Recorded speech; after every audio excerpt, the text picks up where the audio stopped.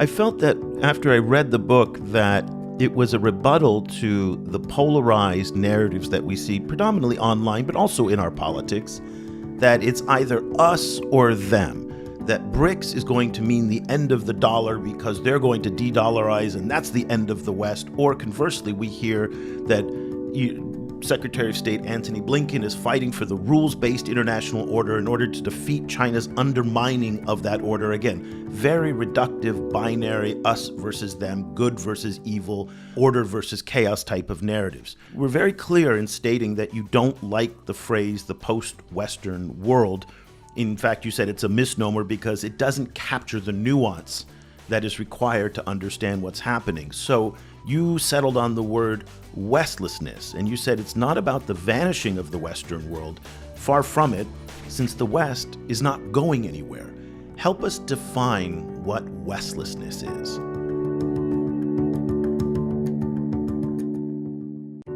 The China Global South podcast is supported in part by the Africa-China Reporting Project at Wits University in Johannesburg and by our subscribers. Thank you. If you'd like to subscribe for daily news and exclusive analysis about every aspect of China's engagement in Africa, Asia, and throughout the developing world, go to ChinaGlobalSouth.com/subscribe. Hello and welcome to another edition of the China Global South podcast, a proud member of the Sinica Podcast Network. I'm Eric Olander, and as always, I'm joined by China Global South's managing editor, Cobus van Staden, in Johannesburg, South Africa. A very good afternoon to you, Cobus. Good afternoon. Cobus, today we're going to step back from the news, which we've been covering intensely in the show for quite some time. We're going to step back and we're going to look at kind of the bigger themes shaping international affairs today in global relations, and something that you and I spend a lot of time talking about, which is the role of China, of Europe, of the West. And we're in this period of great power competition. Is it a Cold War? Is it a great power rivalry? I don't know what it is, but no one really knows what it is. But we're in something, right? And it's hard to kind of define the moment that we're in. And that's kind of what we want to try and do today a little bit. Now, Cobus, I'm 54. I think you're about my age. We are products of an earlier era. We came of age in the Cold War. You came of age during apartheid. Very different, obviously, than the world that we live in today. But as an American, I was always raised with the idea that it was an American era, Pax Americana, and that the United States was central to the world order, that the United States was the governor, if you will, of that world order. In many ways, we Americans saw ourselves as a benign power, especially compared to the European powers that did formal colonies, even though the United States, of course, had some colonies around the world, Philippines being a good example of that. The sense in the United States was always that we were a benign superpower. We did not use the force that we had to occupy in the way that other empires had before. Now, you in Africa see this in very different terms, I think. You would see the Cold War as being much less than benign, particularly in Africa, but also in Southeast Asia where I live as well. But today, Cobus, that era is changing because the centrality of the United States and of Europe in the rules-based international order, in the world order, is changing because we have the rise of India, we have the rise of China, and as Fareed Zakaria says, it's the rise of the rest. And that has been a difficult notion, I think, for a lot of people in places like Washington, London, Brussels, and even to some extent, I would say even in places like Tokyo, to understand how the world has changed today. You've talked about on many occasions this idea that China presents an example to global South countries about how a country can modernize without westernizing. And that is such a powerful example for other countries and something that in many respects the United States finds very threatening. I'd love to get your take on that.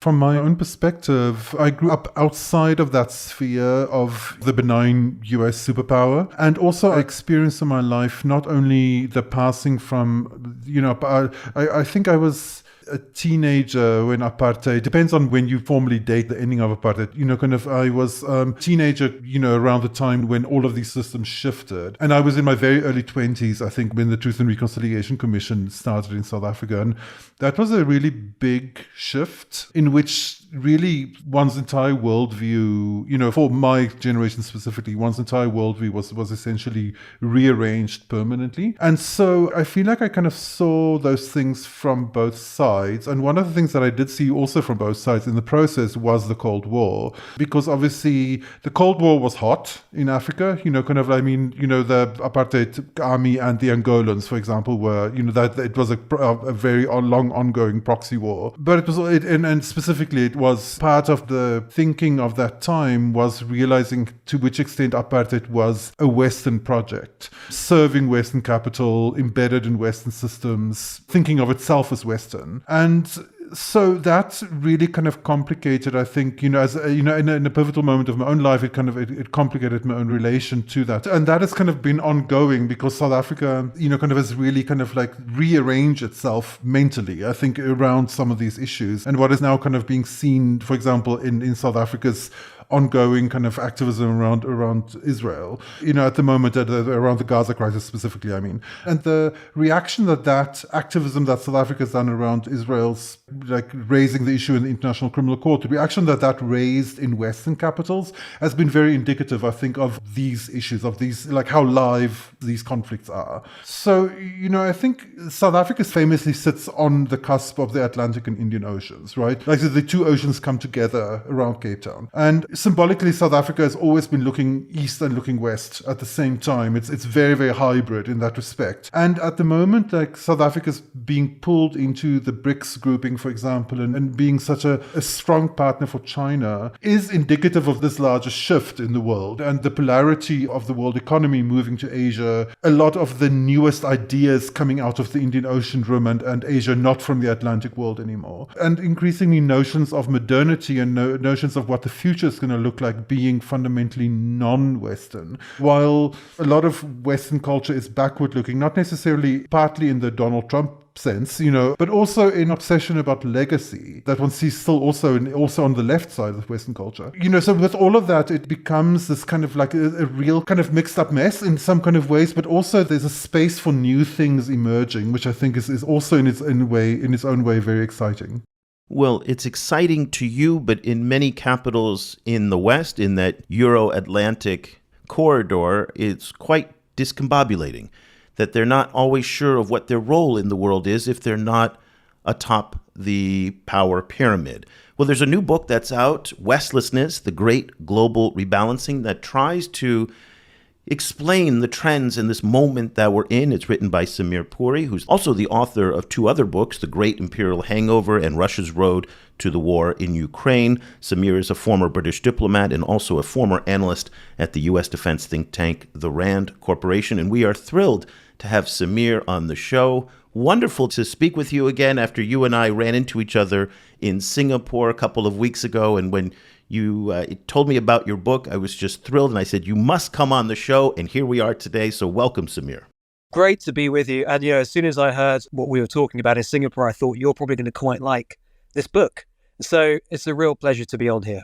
I didn't like the book. I love the book. And I'm really hoping that people go out and read it because I think it's very timely to understand this new world that we're in today. I think before we get deep into the weeds on the themes that you raise in the book, it might be helpful for us to define a couple of terms here. The West is this weird concept, just like the same way that people are uncomfortable with the words global South. And we've talked about that on our program previously. It's in our name, and it's a complex term. The West is also a complex term. Can you maybe first, before we get started into the thematics that you raise, what does the West mean to you? How do you define it? Quite an important early question. If we're talking about Westlessness, we do need to know what it is that's contracting. So the West has evolved over the centuries, and It originates in Western Europe and what was old Christendom in Western Europe. And it has grown to expand to cover what became the British settler colonies of North America and Australasia. Also, briefly, places like Rhodesia, we're talking about Africa as well. Some settler colonies, of course, didn't hold on. Others have persisted in some sort of form. But generally speaking, it's North America, Western Europe and Australasia. But also, since the end of the Cold War, there's been the westernization of Eastern Europe, with these countries, Romania, Hungary, Poland, others, joining the European Union, joining NATO. Critically, and this is to round off this sort of definition, Samuel Huntington, who you might recall wrote the very famous Clash of Civilizations, he excluded South America, Latin America, from his notion of the West. And this is a controversial point, which is that South Americans clearly have their genealogy, many of them anyway, in Europe. Catholicism spread from Europe. But there's a geopolitical and cultural outline to what the West is understood to be today. And I think it really does centre around this Euro-Atlantic world of North America and Europe. And Australasia, which of course latterly is very closely now tied to the security frameworks of the US, through all sorts of arrangements that they have. But last thing to say on this is people may have their slightly different definitions of what the West is, and I think that's okay, because it's not about being dogmatic. It is about seeing the evolution and the spread of Western European civilization and peoples over the last few centuries. So Japan is part of the G7, South Korea is part of the OECD, Singapore is one of the wealthiest countries in the world. Are they Western in your definition? Yeah, so again, you've got to use a few different phrases because you're quite right. I mean, arguably, Japan doesn't have an independent foreign policy. It's so closely tied to the US. And ditto South Korea is garrisoned by the large American force there that helps protect it. So the terms I would use, Eric, I would certainly say there's the sort of the cultural West, but there's also the non-geographic West. Bit of a mouthful, but I think it's quite a nice phrase to use because it definitely encompasses Japan and South Korea. And there's one really crucial observation on that before we move on, which is the West used to be defined in racial terms, which was, to be very blunt, the West was white. And that was probably how it's defined for quite a long time. And I think Japan's inclusion in the post-1945 US-led alliance system has sort of shown that the West can be a bit more inclusive. And that's a really crucial theme because as the sort of the traditional Western countries lose a little bit of their dominance around the world, they've really got to attract more other countries to their camp. Japan is always this totemic example of what it can look like if you fully join the West geopolitically, but stay culturally apart. But as we all know, Japan joined in very unique circumstances in 1945. So you have all these different terms, sort of the cultural West, the geographic West, the non-geographic West as well. So, Samir, I was wondering, in related terms, how you think about Western power. Like, are there specific kind of strands of power that one thinks of as particularly Western? But then also, like, if you just think about, like, how the West kind of projects its power in the world, like, what does that power look like? So, great question, Cobus, because the fun of writing this book was using lots of different metrics. So, many listeners will be familiar with the division between hard power and soft power. Hard power being military or economic or currency power, and soft power being about attracting others to your ways of doing things. I wanted to go a little bit further than that, and I actually think there's been a lot of westernization of people's aspirations and identities around the world, all over the world. Of course, people learn those big 4, 5 European languages, principally English, but also Spanish, French, Portuguese, because they want to participate in the global commons. They want to be able to get educations that relate back to what were the richest and most advanced parts of the world. So there's whole set of different levels in which the West's power and influence has been felt. There's the obvious point of US aircraft carriers, or before that, British imperial garrisons, French imperial garrisons. There's obvious points about the power of the US dollar, which I do talk about. But then I get into these softer themes about how the West has been very aspirational, and it's actually pulled people towards its orbit, not by making them Western, but I suppose encouraging them to westernize certain aspects of their tastes in films or music, or certain aspects of their behaviors as being more Western through their languages or their dress. And that's not necessarily always insidious. I don't say that's a bad thing. I'm not saying that there's a bad thing around westernization. It's not always done forcefully. Often it's done because it's sometimes because it's attractive, other times because the power of staying aloof, you don't have it. You've got to join in with the Western ways of doing things to make money, to get ahead, to get an education. It's across the spectrum, all of these things. And it's been really fun, as I say in the book, to compare apples and oranges, to compare things that don't always fit together, to almost audit the West's power and influence as it's developed over the centuries to where we are today. I felt that after I read the book that it was a rebuttal to the polarized narratives that we see predominantly online, but also in our politics, that it's either us or them, that BRICS is going to mean the end of the dollar because they're going to de-dollarize and that's the end of the West. Or conversely, we hear that Secretary of State Antony Blinken is fighting for the rules-based international order in order to defeat China's undermining of that order. Again, very reductive, binary, us versus them, good versus evil, order versus chaos type of narratives. We're very clear in stating that you don't like the phrase the post-Western world. In fact, you said it's a misnomer because it doesn't capture the nuance that is required to understand what's happening. So you settled on the word Westlessness, and you said it's not about the vanishing of the Western world. Far from it, since the West is not going anywhere. Help us define what Westlessness is. That's a really, really perceptive point you make, and it's really the start point of this book. That's the critical syllable in the title is less.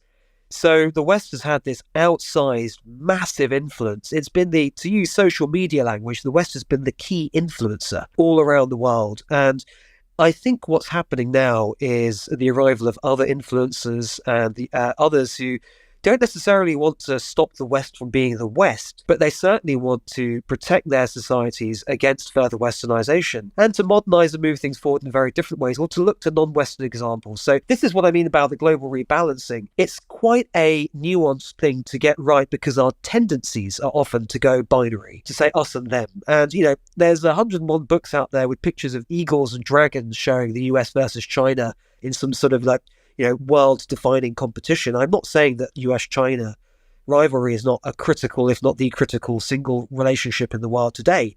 It's just that there's so much else out there. There's everybody else living in all the countries that, we currently are sort of, living in, as we've discussed, whether in Asia and South Africa. There's, I'm sitting in the UK right now. It's not only about US-China, and it's definitely not going to be some kind of Cold War finale where you collapse the authoritarian states. Yes, you might say Russia, China, North Korea, Iran pose an increasingly collaborative threat to the Western liberal democracies. That's a fine security question to pose, but I would then push back very strongly against that and say, what are you actually expecting of the world? Are you expecting the world to fall in line with westernized norms around politics and economics and society and other things? Or are you actually looking at an increasing diversification of the ways in which people do things? And then how do we settle on that? And the last observation on this, because I like the fact you mentioned Antony Blinken, who is a very competent diplomat, judging by his actions in a very difficult geopolitical environment. But there's something very 1990s about Blinken and some of the Biden crowd, where they almost act and speak as if not only the US's control, but also the West's control of being the ultimate arbiter of global affairs is undiminished. But actually, it is diminishing. And there is more leeway for disobedient powers to move in their own directions or to take their own paths or to either push back strongly against the West or just to do their own thing and ignore the West. And in South Africa's case, I think we mentioned earlier in the introduction, to pick up a challenge against Israel, which is a very strongly Western-backed state, and push it through the very rules-based international order of the International Court of Justice to bring out that indictment against the Israeli military's actions in Gaza Strip, and for it to get a chorus of approval across different non-Western countries. Very, very interesting things that I just do not think we'd have seen 30 years ago at all. So, just to evoke another huge kind of umbrella term that a lot of people take issue with, in looking at the West, kind of as a block and as a very complicated entity, I was wondering what you made of the global South as an entity, and how useful you find that concept as a kind of an alternative position from which to look at the West. Well, that's a wonderful point because it's a term that's gained a lot of currency. People keep talking about the global South, and I think it can be easier for Westerners who don't have too much experience of the non-Western world to fall back on that. But I'm sure the pair of you will agree with me, given where you're from and where you're living. Speaking personally, my heritage is Indian from Punjab, pre-partition. My parents are actually born in East Africa, Kenya, Tanzania, and I was brought up in the UK, but I've been living in Singapore for the last 4 years. So when I think of India, Kenya, Tanzania, and Singapore, countries I have direct experience or connections or family connections or ethnic connections to, they're so different. that there's no way that you could sort of collaboratively push them together into this term global south. Where I do think the term does have some benefit is that many of these so-called global south countries, which, by the way, are all at different stages of economic development. Clearly, Singapore is so far stratospherically ahead of somewhere like Tanzania. How you can possibly put them together? I think they all gained independence mainly from European empires, but sometimes also from the US, like the Philippines, around the same time. So middle of the 20th century, 1960s, maybe sort of 70s, 80s, thinking about Zimbabwe. And I think those shared experiences mean that sometimes when you get people from those countries interacting with each other, talking to each other, discussing world affairs with each other, even if they're not talking about colonialism, they know that their countries are similarly aged as independent entities, have faced the challenges of the Cold War, problems exported from Europe to their doorsteps, have sort of followed in the footsteps of the Europeans and the US in terms of economic advancement, have sometimes been lectured to or censured by those Western countries, and are now at the cusp of a very different era. But beyond those generalizations, honestly, I don't think there's a great deal you could clump together about the global south, I think. Cobus, just to pick up on that, one of the themes that you said that binds the global south together is the shared trauma and subjugation of colonialism that they all experienced for the most part. That's what unites them in many respects, is this history of, as Samir said, of being lectured and being colonized and being occupied at one point in their history. And that is a very powerful unifying force. It is. But I mean, kind of that narrative also informs the founding stories of the United States itself. For me, I think it's that, but more specifically, the way that these countries in the process of colonization, and in the first place, how the process of colonization inserted them into certain structural positions in relation to the global economy, but also how it's inserted them into a certain symbolic position in relation to development or underdevelopment. And for a lot of them, that meant simply like semi-permanent, like long-term underdevelopment. But even in the case of Singapore, it's still a situation of having been in that position and then having overcome it in some form of like extremely successful kind of like development project. So that kind of like positioning on the kind of like the southern side of that, kind of like binary opposition, I think that is one of the things that unites the global south. So, Samir, I just want to pick up on what Cobus was saying, and let's see if we can put some definition and some shape to what Westlessness actually looks like, and see if I fully understand the term here. One of the things that we're seeing in Southeast Asia, and certainly not unique to Southeast Asia, Kenya's also doing this as well, is effectively managing the various poles of power in the world. And I don't even want to say it's an East-West thing, because Vietnam last year was the only country in the world that welcomed Xi Jinping, Joe Biden, and Vladimir Putin. Narendra Modi from India went to Russia in a very dramatic display of autonomy to hug Putin. And that was very conscious theatrics that he did in such a way as to communicate to the West and communicate to the rest of the world that India will not be bound by these paradigms. Kenya, for example, is now a non-NATO ally, and at the same time has an incredibly close relationship with China and also a very close relationship with India. So we see these countries that have not been in the poles of power and traditionally have been aligned either with the West or in the Cold War with Russia and the communist bloc, today exercising remarkable amounts of strategic autonomy and multipolarity. Is that what you mean by Westlessness? Geopolitically, yes. A great example with Vietnam, by the way. Of course, we must qualify that Biden, Xi Jinping, and Putin, they definitely didn't visit at the same time. I'm sure they No, were, of course not. Brought into that would have been rather remarkable had they done. But it was in the space of a year they did. Yeah, which does actually mean that your diary planning in your diplomacy becomes a really vital thing, doesn't it? With Modi, great example you gave as well of the bear hug with Putin on his first trip to Moscow this year since the full-scale Russian invasion of Ukraine. Modi was in Italy at the G7 summit not too long before that. So again, you've got your diary planning that is a very visual embodiment of your leadership's ability to speak to multiple parts of the world. On this bigger point, so geopolitically, so this Westlessness term, I think, is one that I'm using to apply to everything from the hard power, geopolitics, pecking order side of the world, all the way down to how sort of social national identities are formed as well, which we can talk about a bit later on as well. But sticking with the geopolitical point very quickly, one thing I really don't like is a simplistic portrayal of world politics as a kind of like a heroic good guy US-led G7 bloc and a sort of nefarious, nasty China-led BRICS bloc, which of course confuses the fact that India is in the BRICS, so, well, surely they're not on the bad guy side. And it leaves the global south as this sort of open for pickings, open for being courted by either side, which is, as you're saying, resolutely not what they see themselves as being. Because there are several countries, that, just to highlight these examples, to bring this point home, who are sitting very comfortably straddling across various different relationships. Turkey, which renamed itself Turkiya, shedding its Latinized name from a century ago, another interesting manifestation of Westlessness.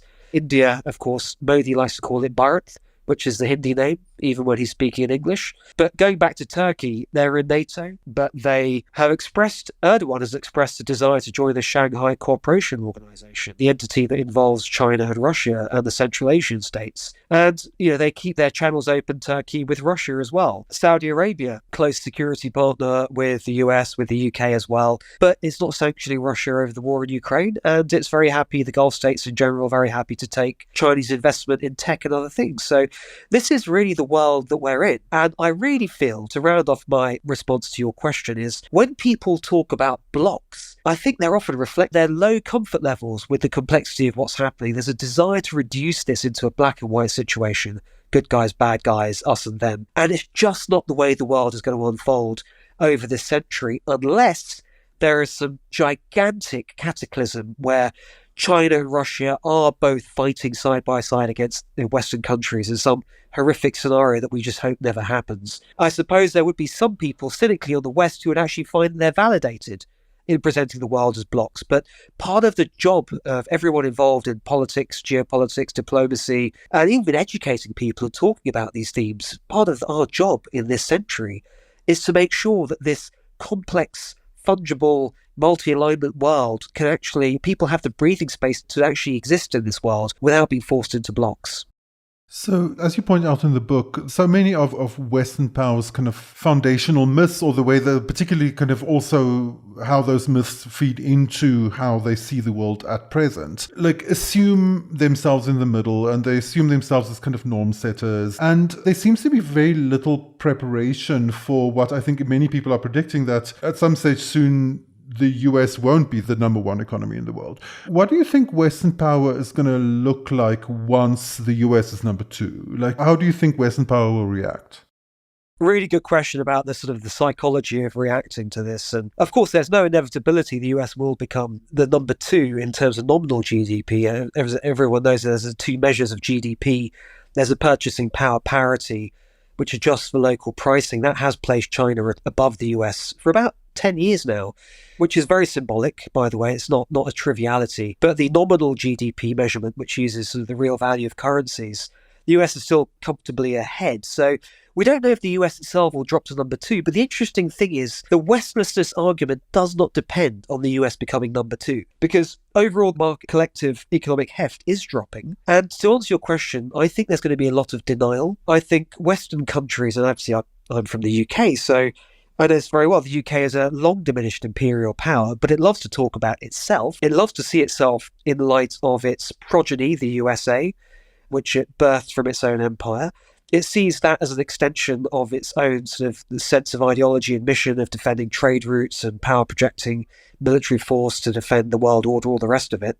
It's going to be a real stretch to imagine Westerners become as fascinated by non-Westerners as they should be. And I say that very strongly because I think non-Westerners generally have had to be very fascinated by Westerners, Europeans and North Americans, just to keep up with global trends, with fashions, with languages, with economic modernization, as we talked about, especially in the 20th century. And now where we're at is we're not at parity, we're at rebalancing, where there's nothing that really makes it incumbent upon Westerners to start paying attention to India for its own sake, or Indonesia as an up-and-coming country, or South Africa. But I think the association with those places has tended to be sunny holidays, poverty, aid handouts, all the rest of it.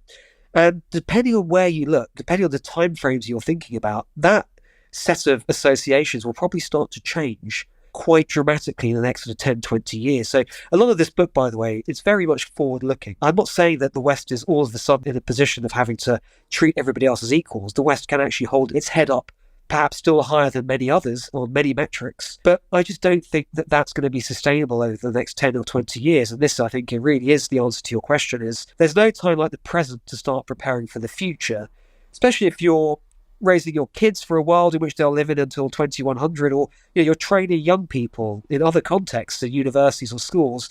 They're all going to live to 2100. I'm hoping to get to 2090, touch wood. And so you do have, I think, a strong expectation as you go through these themes that the world of the 2060s, 2070s is just not going to be like the world of today in terms of how powerful and influential the West singularly is in relation to everybody else. But Samir, I genuinely don't believe, and I think you'll agree, that that notion has settled in the West. We've had a season of elections in the United Kingdom, in Western Europe, and in the United States, where their role in the world has been absent from the discourse. It's been so obsessively inward-looking on their own divisive, divided, bitter politics, and not that curiosity about the rest of the world. Here in the United States, we've seen the interest in language study, particularly around Chinese, decline precipitously. And that is just absolutely tragic that people are turning inward at the very moment when these changes are taking place. With that in mind, I'd like to read a couple sections of your book just to talk about the role of Europe, China, and the United States. You said that the Western world, with Europe still heavily shielded by the U.S.'s power, will not cede its privileges willingly. That's a really important theme. I'd like you to touch on that. You said about the role of China. China's rise is not necessarily seen as a rallying call to unite behind Beijing, presumably from countries in the global south, but as opening up economic opportunities that also encourage fresh thinking about a world more independent of the West. And then on the United States, you say that we've lived through an era of U.S. global dominance. So it's no surprise that the one thing uniting Biden and Trump, and now, of course, Harris and Trump, in their outlook was a dogged determination to prevent China from becoming number one. And I can recount to you a conversation that I had with an analyst, a scholar at the Atlantic Council, and he explained to me in the most blunt terms. He said, Eric, our opposition to China is that they want to be number one and we are and we want to prevent them from becoming number one because we want to stay number one. And that was how this analyst at the Atlantic Council kind of framed the competition. So with that in mind, you're writing on Europe, China, and the US and their respective roles in this new era of Westlessness. Can you speak to those changes? Yes, and just to quickly comment on that observation, that's probably the most honest depiction of the US's perception of China that there is. And I honestly find a lot of the way it's publicly presented is very euphemistic because it is about status anxiety. Of course, if you're top of the tree, you're looking over your shoulder when someone very credibly looks like they're going to, well, I think with China, not even overtake the US, because as I say, that's not a given, but just to be able to live in extraordinary success while ignoring the US's ways of doing things. That in itself is an insult. I think with regards to the West will be independently powerful and numerous enough to continue to be self-obsessed for the immediate future. But I think some things will start to crack. I'll give you one very concrete example, which is understandably the G7 and the Europeans in particular, but also the Biden administration, has really tried to collapse the Russian economy and stop its invasion of Ukraine. And as I think we all know, one of the big reasons the sanctions that are led by the G7 haven't worked is that Russia can keep trading with India, with China, even with Indonesia, with Turkey, with others. And it's interesting that the West itself just doesn't occupy the same hold over the world economy. That's a very material thing that will make people, I think, realize that if you pull those levers in the West, in this day and age, you may not necessarily get the same outcomes as you might have done 20 or 30 years ago.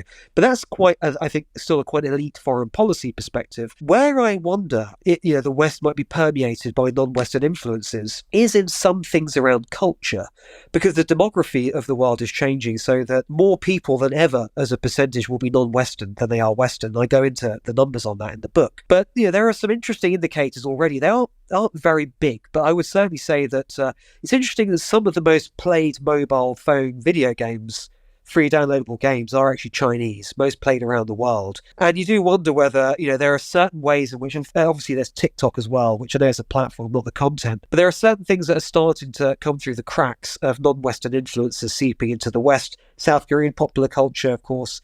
Bollywood films have always been very popular in Asia, but there's, I think, possibility that you might just find that, the West's monopoly on its own tastes starts to evolve a little bit, just because to flip that over, most other parts of the world, people consume popular culture material. Some of it's a bit Western and a bit sort of glitzy, whether it's, Michael Jackson in the 80s or different incarnations of pop music, or whether it's Hollywood films, but they juxtapose it with local language material as well. I actually think the local language material and the non-Western rivals and versions of things will just probably improve in quality as the middle classes of other parts of the world start to become a bit richer. And then eventually you just have a situation where I think we'll look back on the 20th century, early 21st century, in decades to come and think, well, that was really strange that the West was so dominant and so many people looked up to and to the West. How the West reacts to that is, I think, very much to be seen. But I think the last concluding observation I'd have is generationally it matters. So, in 10 years, most world leaders will be millennials. In 20, 25 years, there'll be Gen Z world leaders and leaders in the West. They won't be as steeped in tales of Cold War triumph as people like Antony Blinken or David Cameron are. I don't think that means they'll reject the West's own narratives of history. I just think they'll grow up with a different set of global experiences, different ways in which Western people are received when they travel around the world, rather than being received sometimes as walking wallets or as gods, as they may have been. That's by the way, a quote from Nelson Mandela's autobiography. 80, 90 years ago, the white people walking through South Africa were seen as gods by me when I was a child. That's to evoke just how far we've come from sort of racialized connotations of power and influence. Thinking ahead 20, 30 years, I think we'll just see a lot more evening out, and possibly the emergence of other cultures and nationalities that have a prestige and a wealth and a sort of a glamour about them that may be aspirational totally apart from the West. Kind of all of this discussion kind of is happening also in the context of the climate crisis, which I think is going to put a unique amount of stress on globally interconnected systems. Like last week, a single computer security glitch took out airports and buses and trains and so on in numerous countries at the same time. And the climate crisis is that kind of dynamic written many times over, much larger. So much of this kind of Western unipolar moment that you've described in the book also happened in the context of a moment of technological interconnection. As that technological interconnection comes under more and more duress because of the climate crisis, what kind of system are you looking at in that case? Like, is it like a form of kind of multipolarity on steroids, essentially? Like, are we looking at the development of separate kind of spheres of influence and, kind of a smaller, more localized, more kind of like, in its own backyard kind of West? Or what is kind of that kind of global influence? How is it changing? I'm glad you brought that up. And my book, actually, it's got, there's three big sections where I do the analysis. One's called People, the next one's called Power, and the third one is called Planet. And I'm not an expert in the climate crisis or in the energy transition challenges facing countries, but I did want to present to the reader, I think, a point that becomes very obvious once you've written most of the book about this global power transition, which is the energy transition, in which people are looking to, countries and companies are looking to use more renewable energy than fossil fuels, is happening at the same time as the dawning of this less Western era. And that in itself is just a correlation. That's not a causation point. But I think it's an important correlation because definitely the energy transition and the climate crisis is being approached from such contrasting start points in the West and the most developed economies compared to some of the Asian and African Middle Eastern countries who are often more exposed to the very visceral effects of climate change, but not exclusively so. Of course, forest fires in California, Spain, Portugal as well a couple of years ago. But I do think that there are two key takeaways from this, because of course I don't know what shape the systems that we will see that will emerge in the future. Obviously I can't predict, for example, the geopolitical alignment of Indonesia or India in 50 years from now, nor do I try to in the book. All I can try to do is to present the trend lines that we can see arcing out into the next sort of 2-3 decades from where we're standing now, and locate those in a world in which the West becomes a little bit less dominant, maybe very, very much diminished in some areas, To answer your question very squarely with the energy transition in mind, what I think has happened is that there is a new moral and material yield for intellectual leadership, which is to show responsible leadership in the world by encouraging the energy transition in your own country, and potentially to build your international relationships, trading and diplomatic, with others on the basis of how collaboratively you're working or how much you're assisting maybe poorer countries than you. And in that regard, it is impossible to write China out from its credibility as an interlocutor and as a trading partner, providing copious amounts of solar panels and other things to many of the other non-Western countries. It's impossible to ignore the fact that China is the key investor in Indonesia when it comes to nickel mining and potentially in the future EV, electric vehicle construction. And it just makes me wonder where the West will fit into all of this, because the West has got these very ambitious net zero targets for 2030. I think Japan and South Korea may have them too as well. But I just wonder whether the West will actually not have the credibility and the material sort of ability to actually help many of these other countries in the non-Western world, and actually whether the solutions for those countries are going to come from others in the non-Western world principally. But again, we don't know yet. We have to wait and see. But I think it's important to ask these questions.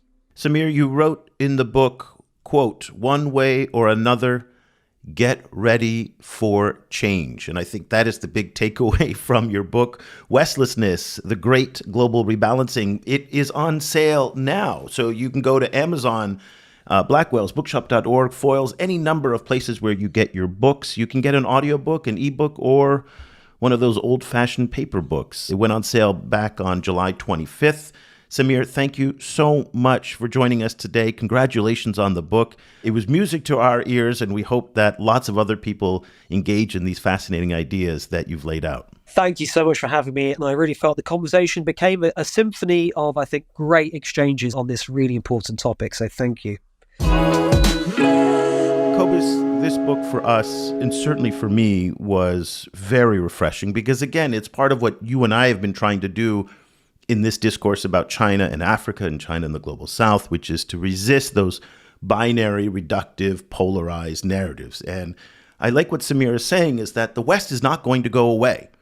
As much as the Twitter bots and the extremists on all sides would like to say that the other is going to prevail over their rival, that's not going to happen. I think that's very, very clear. We're going into an era of great complexity.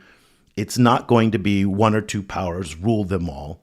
The question is, will the United States and Europe, and to some extent Japan, cede the ground to these other powers? We've seen with old men who are at the top of power, Paul Biya in Cameroon is an example, Joe Biden in the United States. Old men don't like to give up power. People don't like to give up power. So while the rest is rising and multipolarity is emerging, that doesn't necessarily mean that the United States, Europe, and the incumbent powers are going to cede that ground willingly.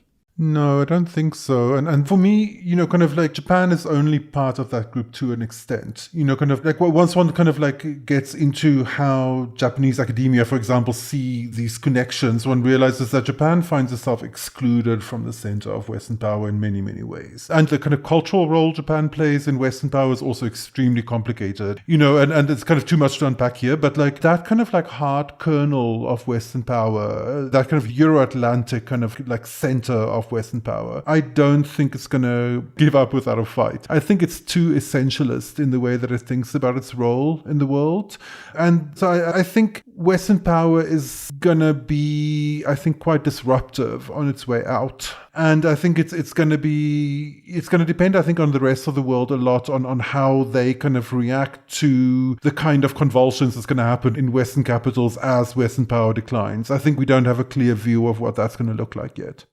Well, let me tell you a story, and I think I've already told this anecdote on the show, so some of you may remember it. But a few years ago, I live in Vietnam and I live in Ho Chi Minh City, and I went to dinner a number of U.S. diplomats. We started talking about these questions of great power, competition, and things like that. And one of the diplomats said, and this is not an uncommon view in many parts of the United States, so what if China becomes number one? Who cares? Yeah, we'll be number two, but we'll still have the strongest military in the world. We'll still be a very strong power. Who cares?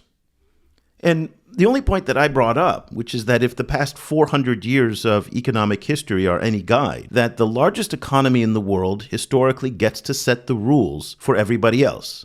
They become the norm-setting standard.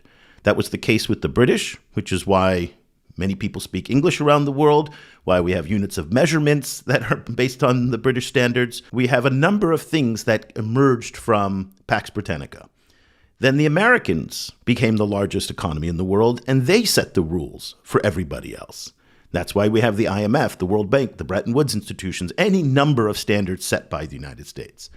And so the Chinese, if they do emerge as the largest economy in the world, which is, by the way, a very big question mark, because if you take purchasing power parity as a measurement off the table, as Samir pointed out, if you measure it in other ways, it's not entirely clear that they will be. But this question of norm setting, Cobus, this is something you focused on for many, many years, and the power of norm setting. That is what many people in the United States find very threatening about China, particularly as it relates to things like EVs, Huawei, technology standards, 5G, all of these things. It's about norm setting. Talk to us about that fear and that anxiety that exists in the West about China becoming a norm-setting power. What comes with that, I think, is the way that norms make the world understandable to us. So if someone outside of the West starts setting norms or has the power to set norms, then the world becomes considerably less understandable to the West. So that becomes very disruptive. And of course, like Western power is universalist. It comes from, as Samir was pointing out, it comes from Christianity, a lot of it. And Christianity is a way of thinking that thinks of itself as the only real truth and has a kind of a mission to insert the entire world into that truth. So once there is an alternative truth, then that's really kind of like, it kind of shakes that kind of Christian-centric kind of like way of thinking, particularly kind of to the core. And a lot of the kind of values-driven foreign policy, the liberalism that we've seen kind of promoted by, for example, the Biden administration, is a kind of a newer kind of secularized version of that same universalism. It's like, these are universal truths. These have to be true for everyone. As long as they're not true for everyone, we're living in an imperfect world. Once they become true for everyone, then the world has been perfected. Right? Kind of that's, the underlying like logic of liberalism. And it coming up against, and I just read a great book called China Incorporated by Kerry Brown, like where he makes that point, is it comes up a Chinese way of thinking which is inherently hybrid, inherently kind of straddling different thought systems, kind of like living comfortably with contradiction between, for example, thinking of themselves both as Marxist-Leninist and highly capitalist at the same time. It makes sense in the Chinese context. It doesn't make sense in the Western context, and the West has been maddened by these contradictions that China bring to the table. So it's going to be bumpy. I think it's going to be interesting to see. Like once that norm-setting power goes, it's going to be very disruptive, I think. Well, because there's this idea in the West that democracy is the only way that you can develop economically. And China is proving that you don't need to be a democracy in order to become a major economic power. Vietnam is trying to prove that as well. In many respects, Singapore and Japan have long been single-party states, if you will, that have democratic tendencies. The Liberal Democratic Party in Japan ruled for many years effectively unchallenged and rose to power that way and became an economic superpower as well. And so I think it breaks down some of these assumptions that drive a lot of the thinking, even to this day in Washington and elsewhere, about democracy is good, non-democracies are questionable, if not bad, right? Yeah, absolutely. And what that kind of ends up also creating in Western culture is that because Western culture is so articulate at criticizing itself, for example, kind of white supremacy as an ideology is obviously fundamentally Western. But so much of the critique of white supremacism, like some of the kind of anti-racist critique, so much of that work also happened in the context of Western power. So it happened in like Western universities frequently by migrants into a Western system. So one could be extremely anti-Western, like very, very critical about Western power, and still find yourself fully located within a Western sphere of thinking, right? So that is part of the kind of contradiction of Western powers. It speaks with so many voices, seemingly contradictory, but it is inherently linked And so people who really do come from outside of that sphere, not living in that kind of like in the kind of divisions that we understand, the kind of quote, like kind of left-right divisions, for example, that have made our world understandable to us within a very broad but still Western kind of like way of thinking of the world. Like there is, people who come from a Chinese system or an Indian system or so that's fully outside of that system, we still have very little conversation between people inside the West and outside of the West. Kind of like frequently the conversation in the West is actually the way of speaking to itself, about itself. And, and there's ways to go there, kind of like in a lot of ways, there's not even the beginnings of a dialogue happening. So yeah, I think it's gonna, we're up for interesting times, I think.